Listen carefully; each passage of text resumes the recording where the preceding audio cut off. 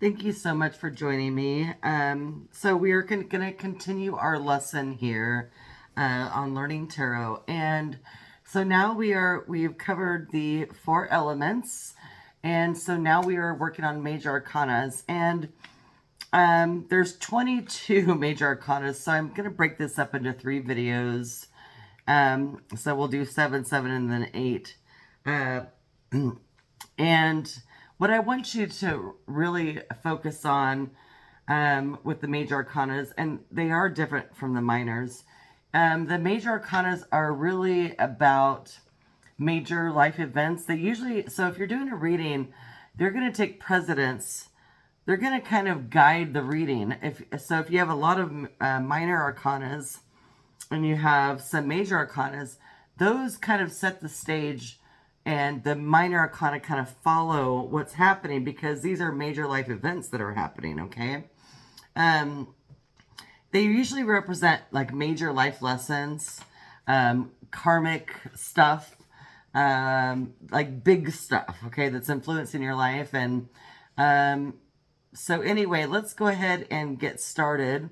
We're going to start with it doesn't start with the number 1, it starts with the number 0, and we have the Fool. Okay, and so before I really get started too, remember when you're reading, if you cannot remember what the card represents, in the beginning, it's gonna take a while to learn, but I want you to look at the depictions in the actual card because the pictures will usually tell you a whole story. So starting with the Fool, so if you just look at the picture, if you look here, there's a guy, he's kind of off on a journey. He doesn't have a care in the world, and he's feeling good. And what he doesn't notice though is that he's about ready to fall off a cliff, and then you've got the active volcano back here. So this card is usually about new beginnings. So like, and feeling cheerful about that beginning. So feeling like fearless, and there's the innocence about it. So it's about also being spontaneous and being a free spirit, okay? So, but be careful of what's ahead if you're not paying attention or you're not thinking critically, which the Fool doesn't think critically. So, therefore that's where you have the spontaneous energy. Okay, and then the number 1 is the Magician. And so what does the picture tell us? So he's putting on a show, and he's got everybody interested, okay? And he's got all the tools in front of him. He's got the cups, the wands, the sword, everything. The swords and everything that you need to create whatever you want. So it's kind of about manifesting something, and it's about having power over others. So sometimes if it's, it can come out as being manipulative or negative, depending on the reading. So remember that. But it's also about being resourceful, like using what you have in front of you to create something. Yeah, so that's Magician. And then we have the 2. So this is the High Priestess. So the High Priestess, you notice we have 2 pillars here, black and white. So that's opposites, right? It's yin and yang. It's as above, so below. Really, the High Priestess is the guardian of the subconscious mind, okay? And she's the guardian, really, of the universe. And she really represents a feminine energy. And so if you see here, the pomegranate here always represents the feminine energy. And then we have the wise owl on top of that feminine energy. So she is the ultimate wise feminine energy. And so she's full of intuition, sacred knowledge, and it's really about that balance of masculine and feminine, and she embodies all of that. So when this comes up, sometimes it means like you need to tap into that. It can also mean that someone is trying to guide you to get you to where you need to go if you're not tapped into your own subconscious and your own intuition. Okay. All right. So let's move on to the 3. And this is the Empress. And the Empress is the card. I always say this is Virgo because this reminds me of female Virgo so much.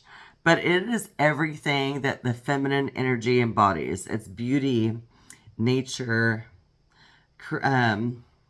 you know, and women and the feminine energy they create beauty in life.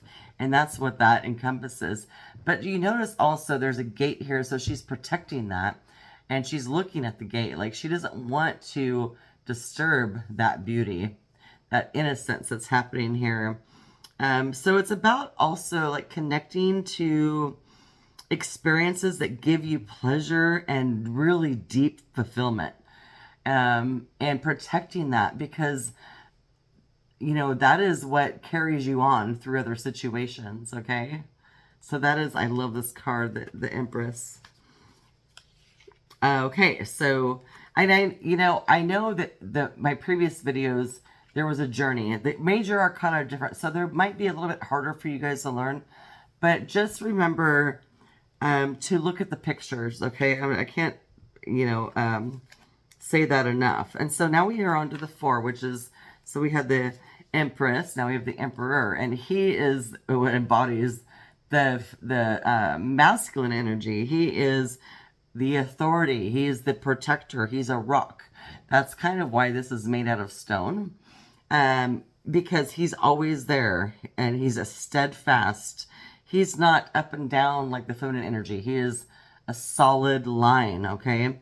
He's about structure and providing for other people, and he will protect everything at all costs. You notice everybody's is standing behind him because he is the ultimate protector. So very masculine energy. Excuse me. Okay, now we have the 5, which is the Hierophant. Okay, so the Hierophant is... It embodies spiritual wisdom. So it's usually when you need to go to like an older, more wise, not even older, but more wise person for advice.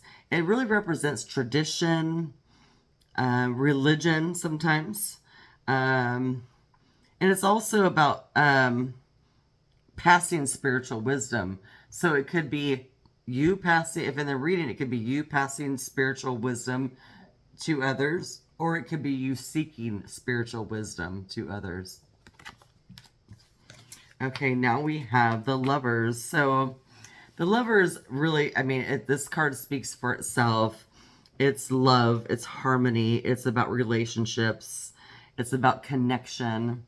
And sometimes it's about choices. Sometimes it's about, because it's a 2, so there's 1 and 2, like which one. Sometimes it's making a choice in love. It depends on what the rest of the cards are saying in the reading, but mostly this is just a love card, just kind of like the 2 of Cups.